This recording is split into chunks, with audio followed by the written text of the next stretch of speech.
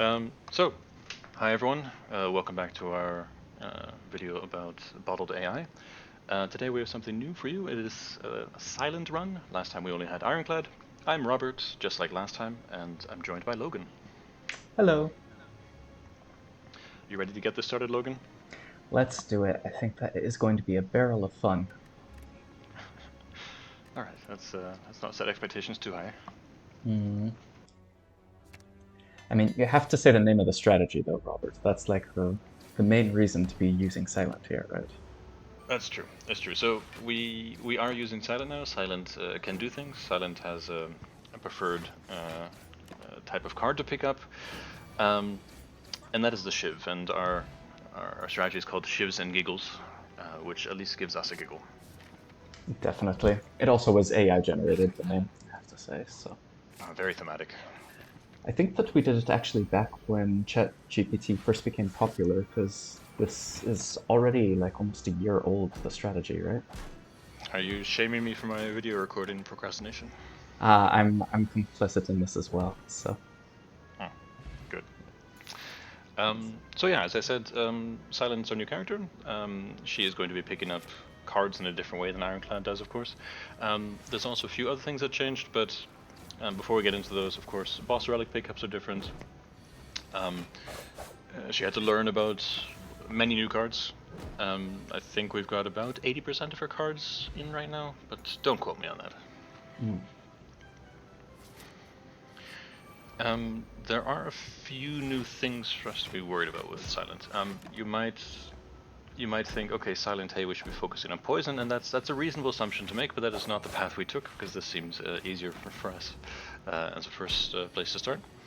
So of course there's things like, okay, we've generated a bunch of shivs, let's make sure the hand doesn't overflow if we have that, stuff like that. But I think one of the bigger new mechanics is discarding. Logan, could you tell us a bit about that? yeah, so discarding was a particular challenge to be adding to our bot. Just to kind of refresh on the way that the bot works is we have basically this state system where it calculates what the state of the game will be every hand, trying to play different cards, and then it has this comparing mechanism where afterwards it compares all the possible outcomes that it can foresee with playing all these cards in a certain order, and then picks the one that it thinks is best. And this increases exponentially the number of paths that could be chosen that you have to pick from, based off of the number of cards that you have in your hand, as well as combined with the number of enemies that there are there. And one of the big complications in addition to it, which discard brings up, is that basically every time you're discarding a card, you're also essentially adding another option onto that play path. So, like, if we have a strike and a defense in our hand, it's not just that we can play a discard and then continue along. We have to choose whether we're discarding the strike or the defend. So it's essentially adding on to this path play list, just as though you got a free play. What that means is that the turns with Silent are a lot more complicated, and there's a lot of performance things to take into consideration. Otherwise, she'll just sit there thinking about turns for minutes on end if she's trying to calculate every single possibility once you have some of the more complex discards. And that's not even counting that a lot of the discards are also associated with card draw. So there were a lot of new challenges to overcome with Silent here. Do you happen to remember if we had special handling for Gremlin Knob already in the previous video? I believe so. So the Act 1 elites in particular, we had some special handling for because they tend to be one of the larger challenges in the game. Um, uh, Normally you can like be trying to block for most of the amount of damage that's coming in, but with the Act 1 elites, you really have to have kind of like an all-in focus on them.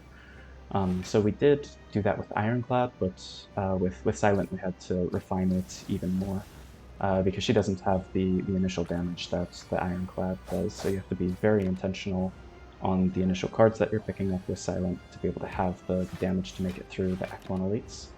And then also be playing in a very different way than you normally would be with Silent. A brief interjection, I just want to point out she perfectly blocked that to hold on to her buffer still. Nice. Calculated. Calculated. Sometimes a calculated gamble, but that works too. Yes. So, sorry, back to you and Gremlin Knob then. I think probably what you were going to say, Sto, is like we're also choosing how we approach Gremlin Knob a bit. Can you expand a little there? Ah, yes, okay. So, of course, with Gremlin Knob, what you would love to be able to do is just throw attacks at him until he goes away. Honestly, that's how I'd approach most of the game. But with Gremlin Knob, especially Silent, she doesn't necessarily have that upfront damage, as you were saying. Mm-hmm. But we also don't want to be like blocking too much, because every time we block, that's a skill, and then he gets stronger. And so what we do instead is we take a look, how much HP does he have left, and then we try to decide based on that, okay, how many turns do we still have, and then is blocking here going to save us more HP than it's going to cost us in the rest of this fight? So this is actually one of the few like battle approaches we have that actually looks into the future and doesn't only look at the optimizing the current turn. Yes. Yeah, and that actually is one of the main reasons why we picked a Shiv strategy for Silent as well. Why we went with Shivs and Giggles instead of down Poison or something like this. And that's because Poison is scaling damage, and scaling is one of the more difficult things in the way that we have the bot configured right now to take account for. So like the example that you just gave, Robert, we do that with Gremlin Knob in particular because it's so important to be thinking about the way that it's going to be scaling in multiple turns. Yeah, but adding that into basically every battle to take into account with Poison was just a little bit too much. Do you want to say something about the match game that just happened, by the way? That was... I think it went perfectly. No, I think it was great matching. We didn't pick up any cards we didn't want to take. I mean, okay, true. That's not normally how my match games go, so maybe I need to take a lesson from the bot here on how to approach that. I think you're right. Yeah. There's another new thing that we added with, or actually there's several new behaviors with Silent that we haven't touched on yet. So there's discard, which is a huge, big new mechanic. Mm-hmm. But there's also some other things going on in battles. So for example, one is sometimes you have a lot of shivs in your hand, and normally what the bot would try to do is maximizing damage, and it'll be relevant here. Sometimes at the end of your turn, your enemy has too much block to be able to hurt them anymore with the shiv. But you also don't want the shiv going into your discard pile, because that's gonna like hurt you in the turns that come afterwards. So we had to teach the bot things like, okay, shivs in your discard, that's actually not something to be desired, and so if you're generating shivs, make sure you use them up, even if it's useless in that turn itself, because it'll help you down the line. True, I'd forgotten that we'd done that. We also incorporated some other bad card handling, as I recall. So the way that we handle curses and slimes and those sorts of things, I think that we're now trying to basically optimize to be removing those from our discard pile when we're able to, right? Yeah. So, for example, like if we want, if the choice is to block some damage or get rid of a slime, we're still blocking the damage. But like if all else is equal, we love playing slimes to get them out of the hand. Mm-hmm.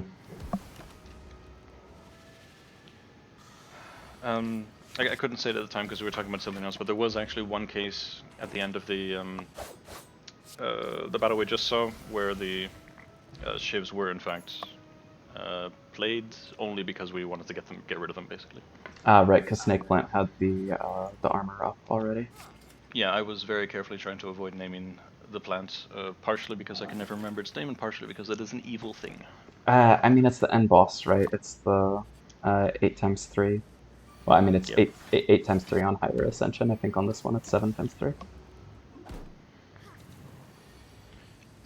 So yeah, as you said, we also get rid of bad cards. There's another thing here, because again, the strategy we had for Ironclad was very straightforward, just hit things until they're gone.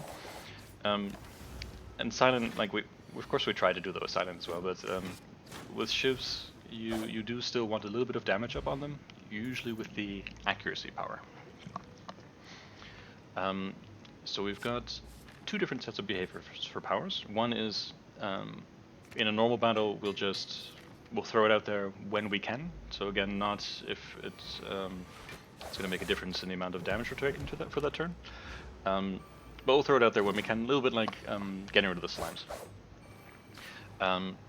But we do know that scaling in boss fights is a bit more important. And so when we find a fight that we've deemed to be a big fight, so a fight with an enemy that has a lot of HP, for example, or these boss fights, there we prioritize the powers a bit higher.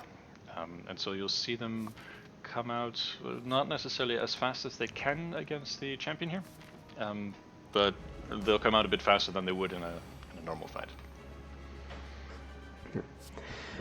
And spoiler alert, that's something that we're actually working on even more currently, because we are working on getting defect ready for y'all as well.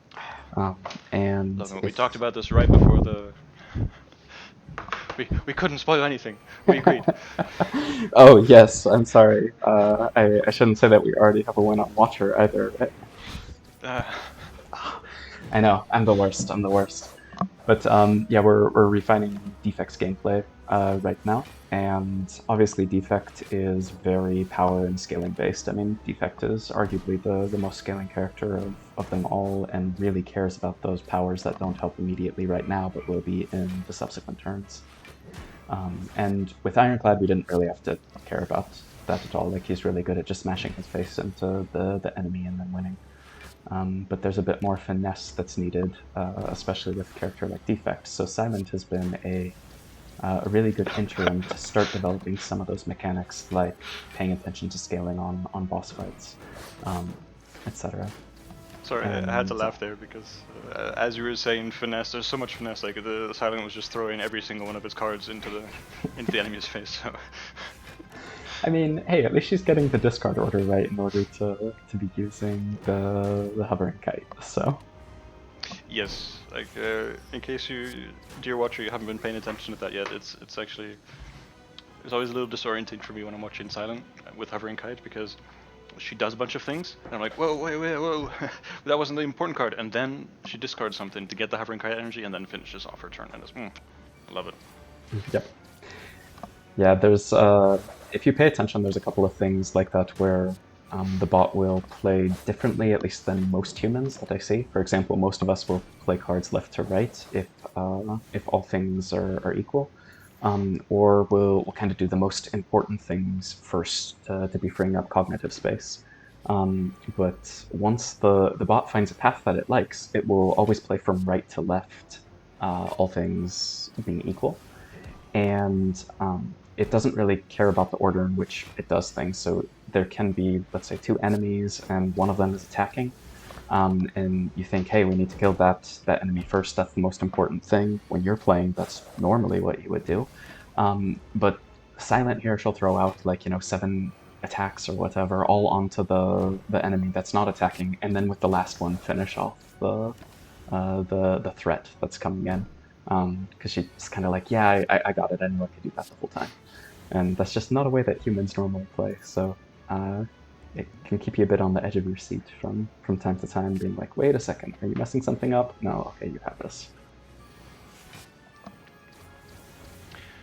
Now that we have full potions, like it probably happened in Act 1 and 2 as well, but we're busy with something else. But now that we're looking in Act 3 and we have full potions, another new thing we've added is that we're slightly more intentional about our potions. So one is,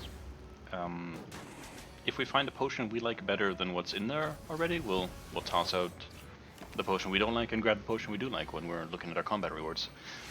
It doesn't sound very impressive, I think, because like humans would do this just by themselves, but the bot needed some coaxing to get this in there. Here we get to see. Oh no, we don't want it. Okay. And another thing about the potions is that we are a little bit more clever about picking cards for them as well. We have, or rather, the way we've configured Silent is she knows she likes certain cards, and she'll grab those from the potion if it's available, even if that card isn't in the usual pickup list. Back to you, Logan. I think you were about to say something. Not that I remember. But regarding the potions, correct me if I'm wrong, but the strategy is still somewhat similar to last time, where uh, if we run into an elite fight and are having a particularly hard time with it, we'll use them, but otherwise we just yeet them all at the act boss when we get there. Yes, but I can't fully verify if it's still there for the having a hard time with the elite fight because Logan, we don't have hard times with elites anymore. I mean, look, we didn't kill Giant Head in the first 3 turns. It's Yeah, gonna take 4, so that was a really hard fight right there. it's true. Giant Head is so weak to us playing 700 shivs into his face. I mean, we were missing a potion there that we had before, so either we discarded it because we preferred duplication potion, or we used it in the fight. I wasn't paying No, attention. we discarded it just now. I don't remember Uh, what it was though. I mean, to be fair, I think it was the plate armor, or not plate armor, the one that gives you 4 armor, or 4 block every turn. No, really? That sounds like a cool one though. Yeah, but it's the one where every hit takes it down, so normally it'll only save you somewhere around like 10 HP or less. Yeah. Okay. hmm I mean, Dupont is just, yeah, game changing at some points, so makes sense to have that priority. Yeah. Though one of the things that we were running into with Silent, already talked about it a bit before, was the complexity of the hand. I don't know if we've seen any that are taking super long so far, because we've been primarily against 1 or 2 enemies at a time. But when we have like shapes, so we have 4 enemies on the screen at once, and we have a full hand, it becomes very complex for Silent to figure out the proper order in which to play cards.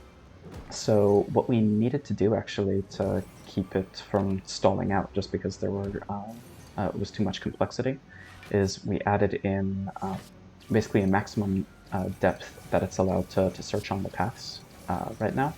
So I believe that's coming up with 11,000 different options for what it can be playing. Um, and that generally keeps it within a couple of seconds.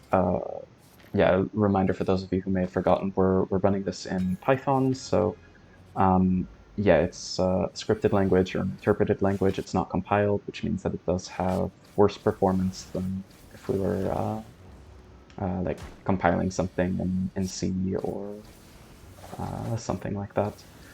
And that means that we do need to take performance into account when we're handling paths and numbers of this magnitude. You haven't seen this run before. I selected it from a couple runs I watched earlier today, and we haven't like really had the time to dwell on it. But I think we didn't take any damage against the champion, and for example, the transient also was just completely shut down from what I saw. It's like I would like to have more shivs in here, but the amount of defense that's going on is also pretty nice. Yeah, definitely. I mean, we didn't take damage against Giant Head for sure. Yeah, so partly I think this is due to also we just have great relics here. Hovering Kite is very, very good on Silent.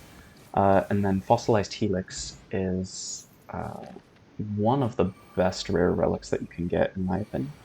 And the cool thing is that, like, because the bot is very good at calculating damage and preserving these things, this is one of the longer turns that I was talking about, by the way. It's gonna be a good turn though. Look at it. Oh yeah, that's what we like to see. Die, die, die. Um, but yeah, because the bot is probably better intuitively than most of us would be for being able to keep track of that fossilized helix charge. And also we have Paper Crane here. And I know that at least for me, I constantly forget about Paper Crane when I have it, and I don't properly calculate with the amount that week is going to Oh be my deducted. goodness. Yes, absolutely. Yeah, and yeah, Silent, like the with bottled AI here, is just able to do that so well. It really shines when it has this sort of relic. The long processing time gives me a chance to point out something. I think we're going to throw Sucker Punch onto Deka. Because we've taught the bot that we hate artifacts on bosses, because sometimes you need to be able to throw a weak on a boss on short notice. Oh, okay, yeah, there we go. Why did you doubt, Robert? Sometimes I doubt, you know. I'm weak. I'm sorry. Mm, But it's just really convenient to be able to, in case a bunch of damage is coming in, to in that moment throw weak if we have it.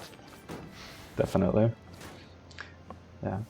I think one of the reasons it was taking very long on that turn, by the way, was because we had oh no, which card is it? It's the one where you discard your whole hand and get a bunch of shivs. Yeah, a bunch of shivs is an appropriate name for it. I think it's shiv dance though, maybe. No, that's blade Uh, dance. Blade Storm of Steel. There we go. Storm. Yeah, I mean, that's what I said, right? Yeah, exactly. That's what I heard. Yeah, so Storm of Steel can be a pretty big performance glutton and take up a lot of the processing power and a lot of the paths just because it is adding in quite a few different options to what can happen. Hey, there we There go. we go. I wonder if it optimized there for ending with 9 on 8th bottle, because we did teach it to do that. Yeah, it might have. Just wanted to flex on the heart there. Nice, and there's a silent win. Another silent win. Yeah. So I mean the run's over, so I guess that's it for us as well. Indeed. Oh, win rate though. That's at least something that I care about on these things. Sure. Yeah, winning. All right, go ahead. Well, okay, so when we did Requested Strike, that was our Ironclad run, I think we were at around 18% win rate, right? Sure. Sounds It, right. it, it was somewhere around like 1 out of 6, I think. Yeah. So with Silent, we're rocking 30%. This has been tested over somewhere between 50 to 100 runs, depending on which patch, which commit we're looking at. But yeah, she has quite a decent win rate against A0 here. Cool. So everyone, thanks for watching. Please make sure to leave a comment in case you've got a question or a comment. And we're hoping to get you a video about defects sooner rather than later. At least faster than this video followed up Ironclad. Yeah, significantly. All right. Yeah. Thanks for hanging out, and we'll see you next time. See everyone. Bye, everyone.